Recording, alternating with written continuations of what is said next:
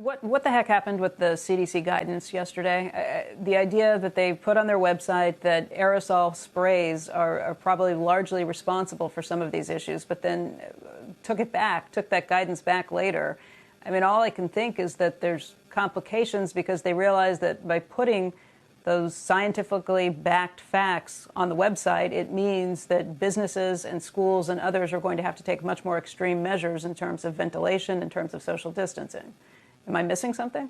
Well, look, I think that that's right. If in fact there's a conclusion that this spreads through aerosolization, that changes the implications for a lot of businesses. It's really hard to believe that this was an accidental posting of draft guidance that they had to subsequently pull down 48 hours later, that they didn't realize they had put it up over the course of the weekend.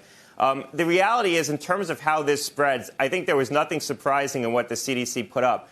Most people assume that this is droplet transmission, but under ideal circumstances, you do get aerosol spread. If you have the right person in the right room with the right air conditioning system, you're going to get a spread pattern that more closely approximates aerosol transmission as opposed to droplet transmission.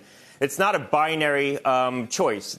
These kinds of things exist on a continuum, and a virus that spreads predominantly through droplet transmission under certain circumstances is going to spread through aerosolization. You're going to get drying of the droplets, and you're going to get suspension of the droplet nuclei, of the viral particles. And so I think people need to just assume that that's the fact. Most scientists at this point assume that. And I would expect that at some point CDC's guidance is going to conform to the reality that I think most people have come to accept. Scott, I know that you were obviously a former member of the administration, but can you just speak to the credibility of the CDC at this point and the politicization of the CDC and how concerned you are about that? Well, look, I know some of the professional staff at CDC, and I suspect they have to feel bad about what's going on with the organization at this point. They take a lot of pride in that organization and how that agency is perceived around the entire world for the expert guidance that it gives. This is deeply concerning. I mean, seeing these kinds of activities where guidance gets drafted somewhere else and posted on the CDC website, and those kinds of things are very concerning because you need to be able to accept that the material being put out by an organization, by an agency, represents the view of that agency. And if the administration wants to put out an alternative view on some of these things, they're free to do that, but they should put it out under their signature and not put it out under the imprint of the CDC. If it doesn't represent the work of CDC, it shouldn't have the CDC's logo on it. So that way we can know what the experts at CDC think, and we can know what other people who are drafting some of this material think. So I think that that's the most corrosive event of the last several weeks, seeing information get put up on the CDC website that doesn't necessarily represent the work of the CDC scientists or doesn't represent the consensus of that agency.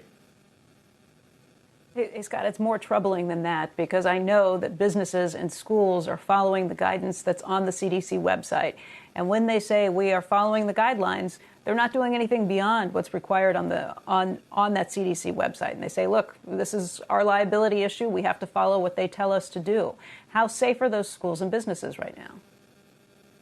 Well, look, that's why I think it's corrosive, because you don't know whether or not what you're following represents the expert opinion of the CDC scientists or whether it represents a policy point of view.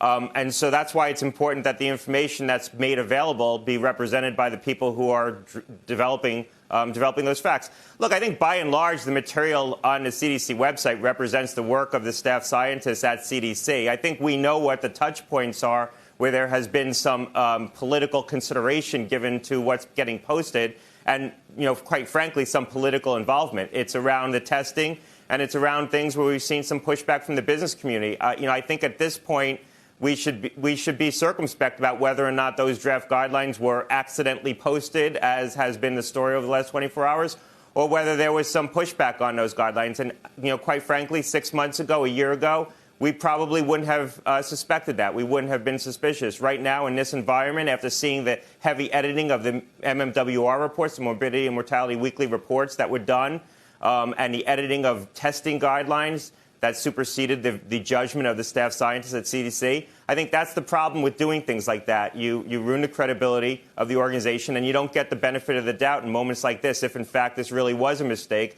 and these are going to be put back up in some form that's consistent with the draft that was posted in the last 48 hours.